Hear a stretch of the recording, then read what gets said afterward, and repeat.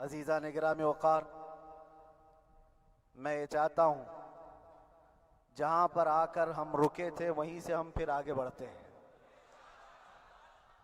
ہم رکے تھے کہاں آ کر؟ کچھ دیر کی خاموشی ہے،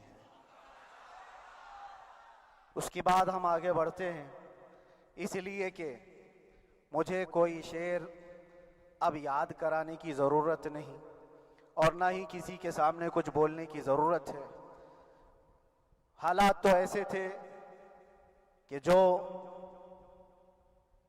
نان مسلم تھے وہ بھی ہمیں جیل میں دیکھ کر یہی کہتے تھے کہ آپ ہی نے کہا یہ فلاں بات۔ ہم نے کہا اللہ تبارک و تعالیٰ نے تم کو بھی یاد کرا دیا۔ میرے عزیزو، ستیزہ کار رہا ہے ازل سے تا امروز، شرار ابو لہبی سے چراغ مصطفیٰ بھی۔ یہ آج کل کے معاملات نہیں، ابتدا سے حق اور باطل کے معرکے ہوتے رہے۔ لیکن ایک بات میں آپ سب کو بتانا چاہتا ہوں، مظفر کو مقید نہ سمجھ اے سیاد۔ سیدنا مظفر حسین کچھوچھوی رحمت اللہ تعالیٰ علیہ جیل گئے تھے، قید میں تھے، تب انہوں نے یہ شعر کہا تھا کہ مظفر کو مقید نہ سمجھ اے سیاد، میری یہ اسیری بھی سنت آبائی ہے۔ میرے آبا و اجداد کی سنت ہے جس پر میں عمل کر کے آ رہا ہوں، میرے بزرگوں کی یہ سنت تھی۔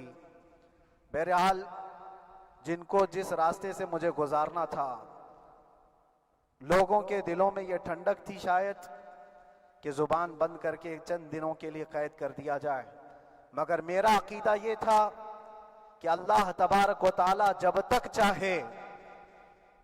تک چاہے کہ کوئی اس کے لیے پابندی نہیں لگا سکتا۔ وَإِن يَمْسَسْكَ اللَّهُ بِضُرٍّ فَلَا كَاشِفَ لَهُ إِلَّا هُوَ۔ رب تعالیٰ فرماتا ہے اگر اللہ تعالیٰ تمہیں کوئی مصیبت دے تو اس کے علاوہ کوئی ٹال نہیں سکتا۔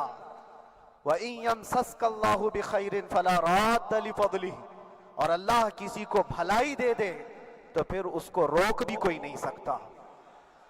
مولا تبارک و تعالیٰ اگر کسی کو کوئی مقام عطا کر دے تو ہزاروں کیڑوں کے پھڑپڑانے سے وہ مقام ختم بھی نہیں ہو سکتا۔ اللہ تبارک و تعالیٰ جس کو بڑھانا چاہے اس کے لیے کوئی راستہ رکاوٹ نہیں بن سکتا۔ اس لیے کہ ہم نے تاریخ میں دیکھا ہے پیبند لگے کپڑے پہننے والے، پیروں میں چپل نہیں تھے، جن کے ناخن تک اکھڑ جاتے تھے، لیکن وہ جب چلتے تھے قیصر و کسریٰ بھی کانپتے تھے۔